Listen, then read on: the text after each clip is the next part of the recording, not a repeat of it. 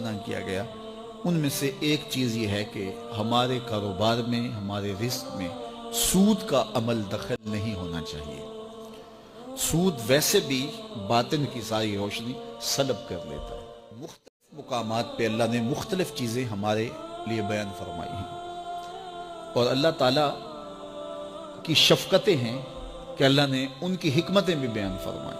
مثال کے طور پہ شراب کی حرمت بیان فرمائی تو کہا کہ اس کے اندر فائدے بھی ہیں، لیکن اس کے جو نفع ہیں ان سے جو گناہ ہے، وزر ہے اس کا، وہ زیادہ ہے۔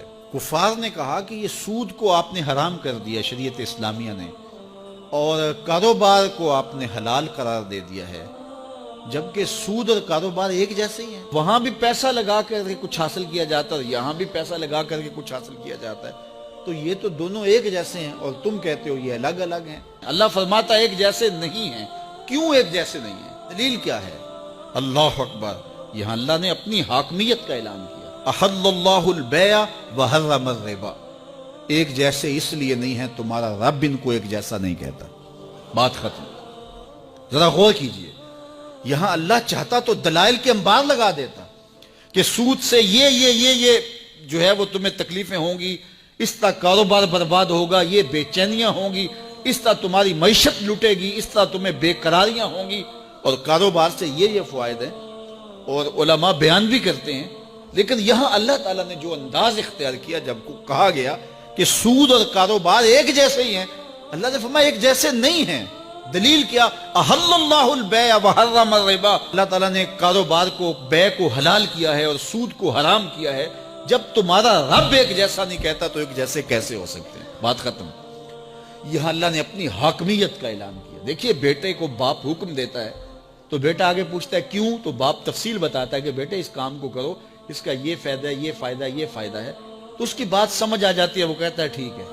لیکن کبھی باپ اگر اس موڈ میں ہو کہ میں باپ ہوں، یہ میرا بیٹا ہے، تو وہ کہے کہ جناب کہ یہ کام کرو، تو وہ کہے کیوں، تو باپ آگے کہے کہ میں تمہارا باپ ہوں، میں تمہیں کہہ رہا ہوں۔ بات ختم۔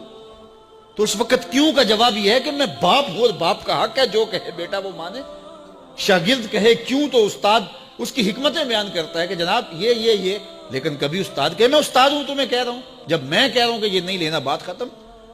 تو اللہ تعالیٰ جل شانہ نے ہمیں مختلف مواقع پر احکام کی حکمتیں بیان فرمائی ہیں۔ فرمایا کہ زنا کے قریب بھی نہ جانا، کیوں؟ انہ کان فاحشۃ وساء سبیلا، کہ یہ کھلی بے حیائی ہے اور یہ بڑا برا راستہ ہے، حکمتیں بیان کی گئی۔ لیکن جب بات یہ آئی سود کی تو پوچھا گیا کہ یہ سود کیوں حرام ہے؟ کہا تمہارا رب اس کو حرام کہہ رہا ہے۔ بات ختم ہو گئی۔ تو یہاں اللہ نے اپنی حاکمیت کا اعلان کیا۔ اب اگر کوئی سودی کاروبار کرتا ہے تو میرا اس سے اعلان جنگ ہے۔ پھر وہ چین کی زندگی جی کے دکھائے، پھر وہ کاروباری نتائج کو اپنے منطقی انجام تک پہنچا کے دکھائے کہ یہ دیکھو سود کا کاروبار کیا، اس کا نتیجہ اچھا ہوا، کو کر کے دکھائے۔ میں چیلنج رب ہو کے دے رہا ہوں کہ جو سود خور ہے اس سے اعلان جنگ دیتا ہوں۔ تو جب رب ہو کے کہتا ہے کہ میں اعلان جنگ دیتا ہوں، تو ایک کافر تو وہ چیلنج قبول کر لے، ایک مومن تو چیلنج قبول نہیں کر سکتا۔ اس لیے حضرت ابو ہریرہ سے مروی روایت میں ہے کہ سود کا ایک درہم ماں سے 70 مرتبہ زنا کرنے سے بدتر ہے۔ ایک درہم۔ تو کیا یہ باتیں سننے کے بعد اور یہ شرعی احکام سمجھنے کے بعد ایک مومن کا حوصلہ بڑھ سکتا ہے کہ وہ سودی کاروبار کرے؟ جب رب چیلنج دے رہا ہے اور رب یہاں اس کی کوئی حکمت بیان کرنے کے بجائے